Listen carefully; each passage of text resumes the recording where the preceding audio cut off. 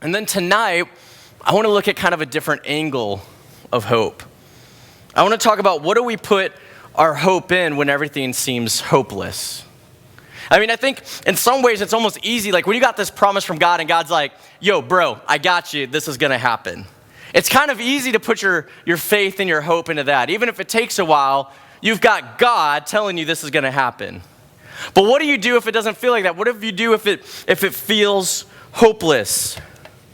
And I think sometimes that's like the reality of our world. Our world just feels hopeless sometimes. Everything feels hopeless. So that's what I want to jump into tonight. But before we do that, let's go ahead and pray together. God, we are just so thankful that we get a chance to come here. God, we're so thankful that we get a chance to study your word.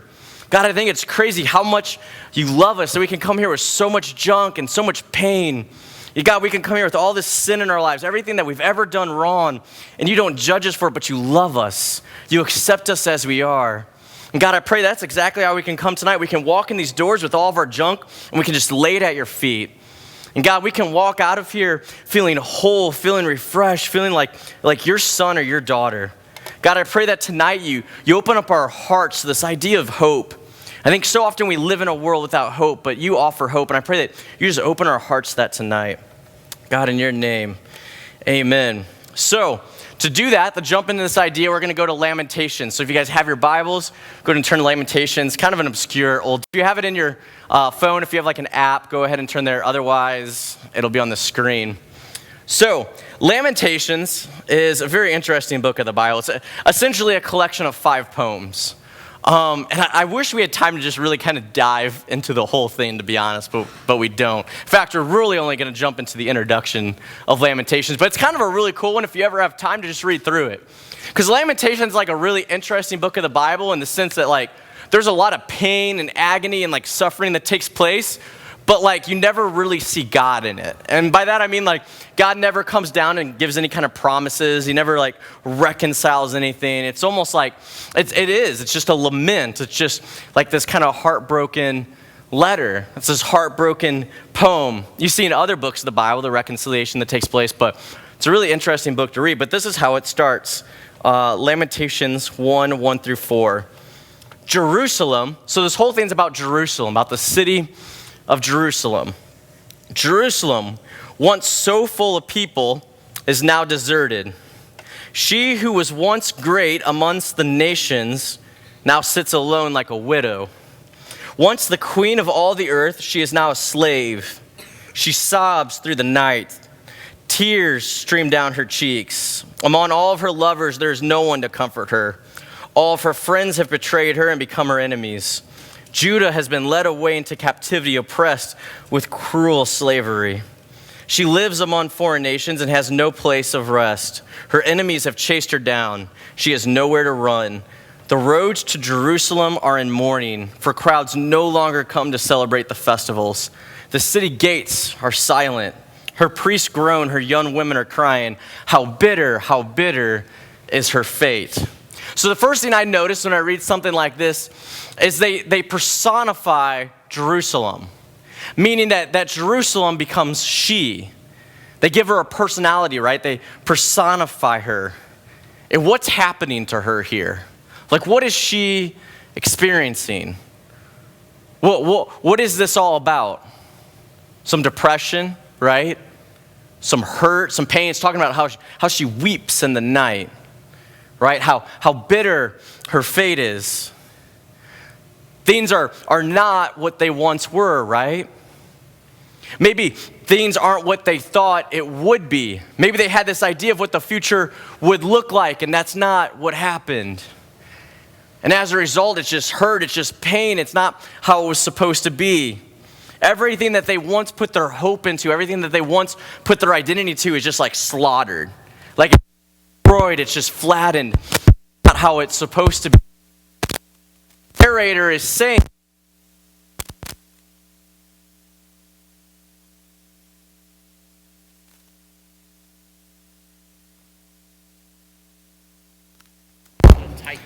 and the narrator is saying like this used to be the epicenter of everything, right? That this is like a New York City or like a Paris that people used to come from miles around to see this city, to be a part of this city, to celebrate with this city, but that is no longer the case. She's been destroyed. She's been flattened. Some believe that these poems, they come about because of the Babylonian conquest, which is when Babylonia, they came in and they just overtook Jerusalem. They enslaved them and they took them away from their home. And I think, I wonder what that would be like. I wonder what it would be like to be such a powerful nation and be overtaken and then sold into slavery. Like, we in America, we're a pretty powerful nation, right? We have a lot of weapons. We have a very powerful army. We're an elite country, right? What would it feel like if we were destroyed? If another army came in and just destroyed us, all these things that we held with such pride were destroyed. Our Golden Gate Bridge is destroyed. Washington, D.C. is destroyed. All these things that we hold with such pride is destroyed. And then we as a people are enslaved and taken to another country. There'd be like a lot of hurt and a lot of pain. Like, that would be kind of a sucky day, right? And that's kind of what they're experiencing. And I think about, man, what would happen to you if you felt that, right? What would happen to you if someone came into your home and enslaved you? Took you away as a slave, took you away from everything you know. What would you feel like? You lose hope, right? You lose your identity. You lose the things that you know. And to me, even though this hasn't happened to us like literally, I think to me, you can see like a lot of parallels between what happens here and in our generation. I think in some way this has happened to us. Look at verse 5. Her oppressors have become her masters, and her enemies prosper. For the Lord has punished Jerusalem for her many sins. Her children have been captured and taken away to distant lands.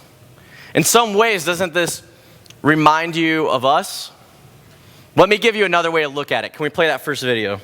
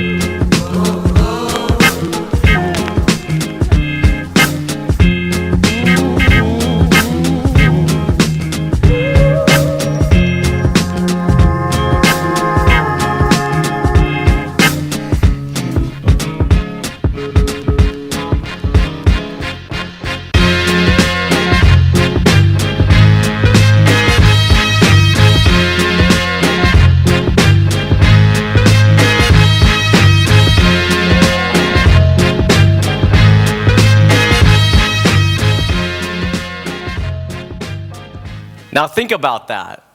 We have things that absolutely master us. Maybe they didn't come in and conquer us. Maybe they didn't enslave us and take us to other countries. But we have things that master us. Things that have a lot of control in our lives. And maybe it's not Facebook. Maybe for you it's not Facebook.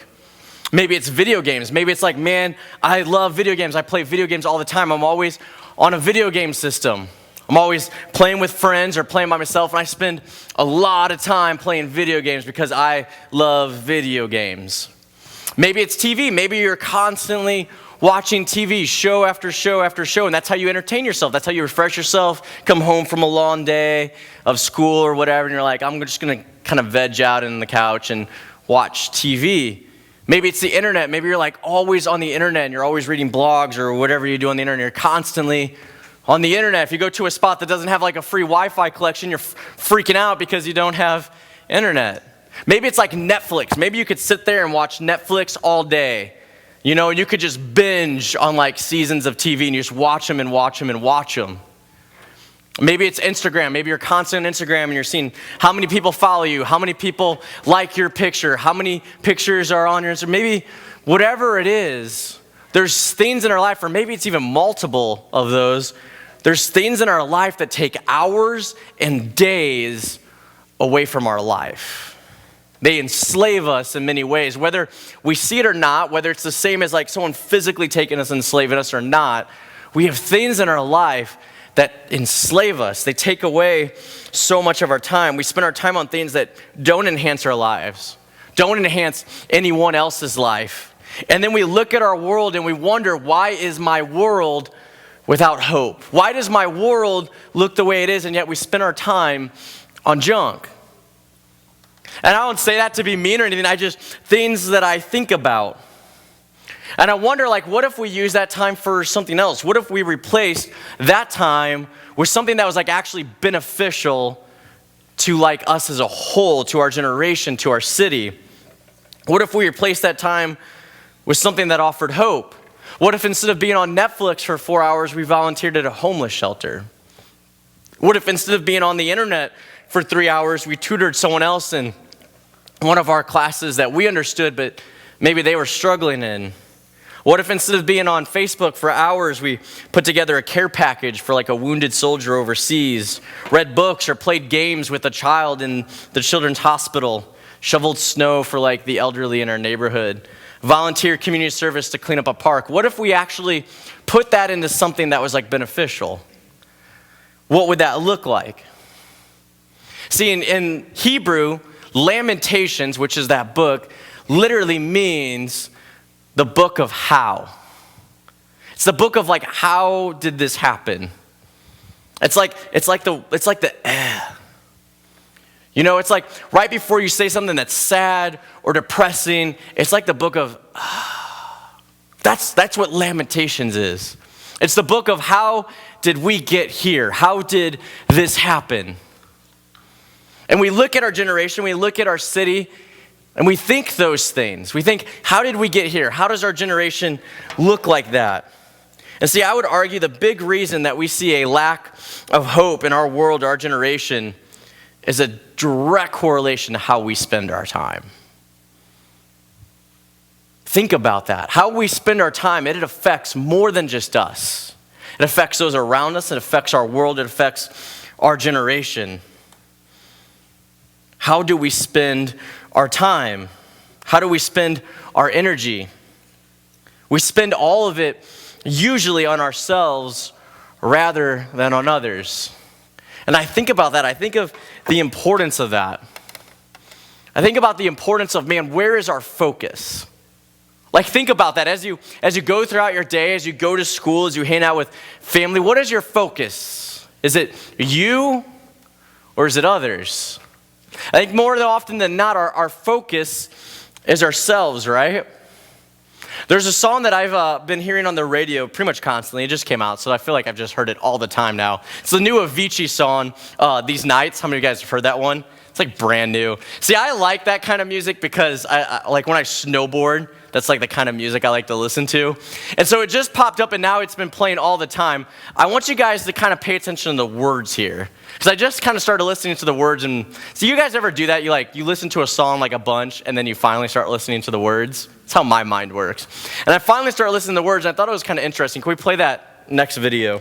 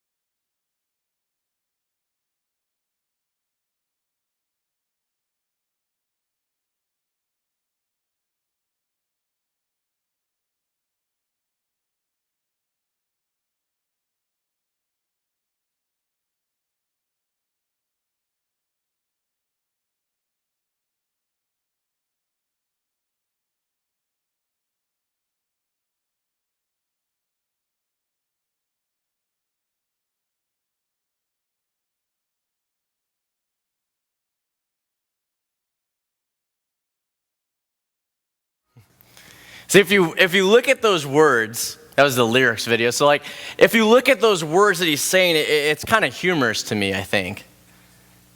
It's kind of humorous in the sense that he understands that he should be putting his life into something more, right? Like he understands that I should be putting my life into something more. He realizes that one day his life is going to fade. He's going to look back at these memories and this will be all that he has. He realizes that one day with his life he won't be able to do what he can now. And I look at that and I think it's interesting that he understands that, but he still doesn't get where he should put his hope. He still doesn't get where he should put that energy. For like some reason in his mind, he thinks, man, how should I enjoy the life that I have now? I should party and get as many girls as I can. That's what I should do. That would be the best way to live. That's what this guy is saying. And I think like in a lot of times in our cultures, that's the way we think. Like I should just live for the moment. I should live for now. I should be all about me and I should get all the memories that I can before I get older.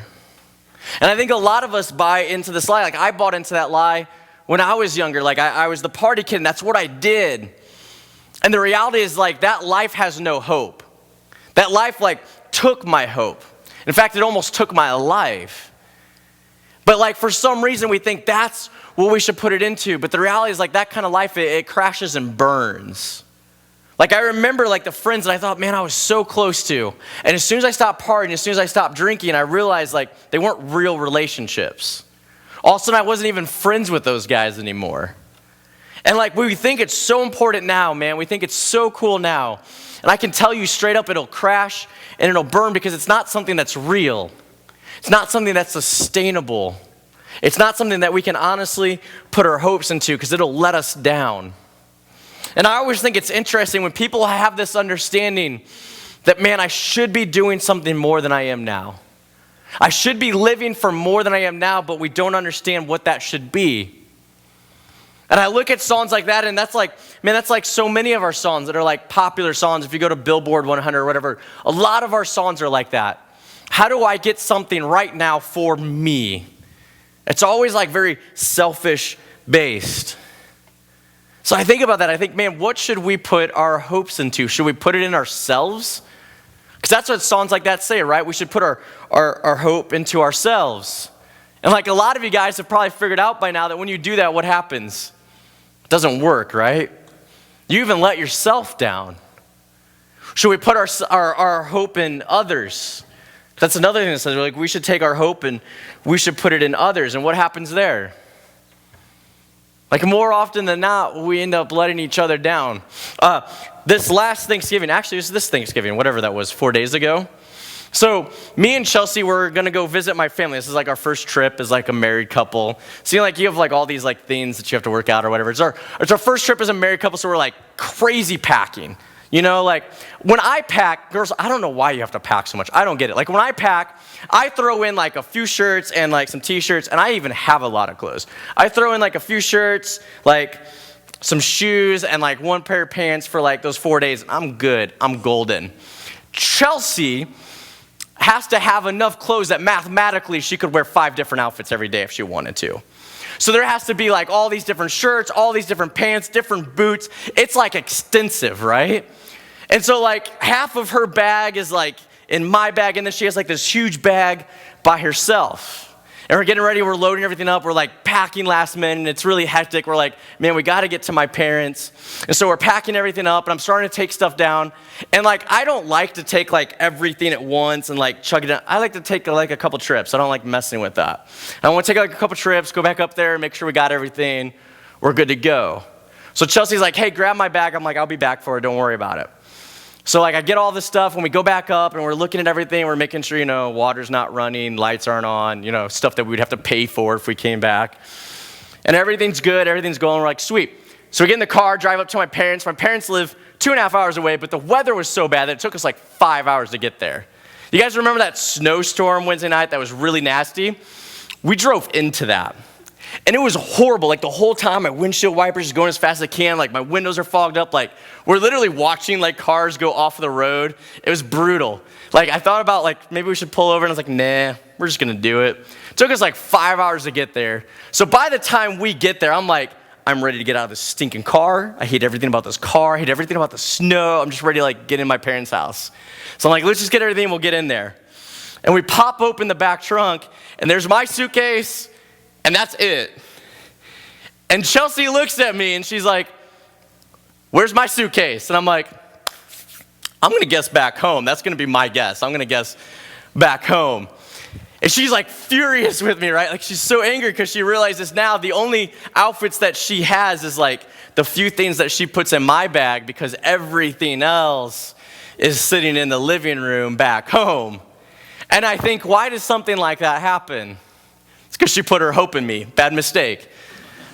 She put her hope into me to make sure to remember her luggage, right? And what did I do? I did not. I let her down. And that's what happens so often than not when we even put our hope in others. They let us down, even if they're good meaning. It's not like I wanted to forget Chelsea's luggage. Like I wanted to make sure it was there. I apparently wanted to make sure mine was there more. But like I wanted to make sure that it was there. It wasn't like I purposely let her down. But like that's what happens. Like when we put our hope into others, like more often than not, we get let down. So what do we do? What do we ultimately put our hope in? Do we put it in things? No, because it's going to let us down. We can't put our hope into video games. We can't put our hope into sports. We can't put our hope into Instagram. We can't put our hope into ourselves because eventually that'll let us down. What do we put our hope in? I think there's only one thing that we can solidly put our hope in that won't let us down. It's what we talked about last week. It's in Hebrews 6:17. If you guys want to go ahead and turn there. Otherwise, it's on the screen as well. But we talked about this last week, and we're going to hit this a couple times. And I think, man, this is so important. Where do we put our hope? 6:17 through 18. So when God desired to show more convincingly to the heirs of the promise the unchangeable character of his purpose, he guaranteed it with an oath, so that by two unchangeable things in which it is impossible for God to lie, we have fled for refuge, might have strong encouragement to hold fast to the hope set before. This hope, what does that look like? Hebrews 6:19. The hope is a strong and trustworthy anchor for our souls. And what's he referring to here? He's referring to the gospel, right? How many guys remember that last week? He's referring to the gospel. What is our anchor in life? What is the anchor of our soul? What can we put our hope into? It is the gospel. It is Jesus. It's this idea that we can't do life on our own. That we, in many ways, we're sinful and we make mistakes and we've marred our world. We've broken our world. We've separated ourselves from God. We've separated ourselves from our Creator. But Jesus died for us. He died for us so that our sins could be wiped away, so that we could come back into a relationship with God. And that, we can put our hope into that. We can put our hope into the gospel. I got one last video I want you guys to watch, and I think this guy has a really good way of wrapping stuff up. His name's Jefferson Bethke. He's going to be the main speaker at Ignite Conference when we go in March, which I encourage all of you guys to go. This is going to be our first conference that we're going to go to as a group. And I think, man, for community, for growing, dude, I encourage every single one of you guys to be there. It's not a whole lot. It's about $50. And what that'll do is that'll pay for the conference. It'll pay for our lock-in. It'll pay for food. And we'll get to spend a lot of time together. We'll have Friday night together at the conference. We'll have Saturday together at the conference. And then Saturday night, we'll come back here and we'll do a lock-in, meaning we'll be here all night doing games, hanging out, doing all kinds of things. And then obviously we'll have church in the morning or whatever. But it'll give us a lot of time together. It'll give us a lot of time to grow together. We'll get to go and we'll get to hear a message together, right? It's not very often that you sit with me while we go to someone other than Brett and hear a message together, right? We get to do that. We get to experience that together. So, man, I encourage you, sign up for it. Like, be a part of that. Get in on that. But this guy's the main speaker. And he has a way of taking some things that are kind of complex and making them really simple. And I think he breaks down some ideas behind how the gospel gives us hope really simply. If we could play that last video. And ultimately, I think that gets to my last point, that healing and hope is possible in Jesus. But one of the biggest injustices the Christian community has done is we have made the cross simply about a ticket to get to heaven, not realizing the cross is where all that hostility, angst, pain, hurt, and animosity actually gets put to death, and you can actually bring heaven down here to earth when you follow Jesus. I think of a verse in Ephesians 3 where it says this, "For he himself is our peace," Jesus is our peace, "who has made us both one, and who has broken down in his flesh the dividing wall of hostility by abolishing the law of commandments expressed in ordinances, that he might create in himself one new man in place of the two, so making peace, and he might reconcile us both to God in one body through the cross, thereby killing the hostility." Paul even goes on to say that the mystery of the gospel, the mystery, meaning the beauty, the real center of it, is actually that everyone is welcome. Everyone is even and equal at the foot of the cross. And the truth of the matter, Paul said right there, is that the gospel is creating a new humanity. We're just so grateful that we get a chance to come here. God, we're so grateful for how much you love us. God, we're grateful that we get to put our hope in you when things in this world let us down, when we let ourselves down. God, we're able to put our hope into you. God, when we live in such a broken and fractured world, we're able to put our hope in you.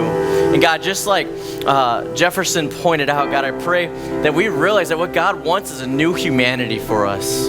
That God, that we have the ability to display you on our earth right now, that we get a chance to bring a little bit of heaven down to the earth just the way that it is.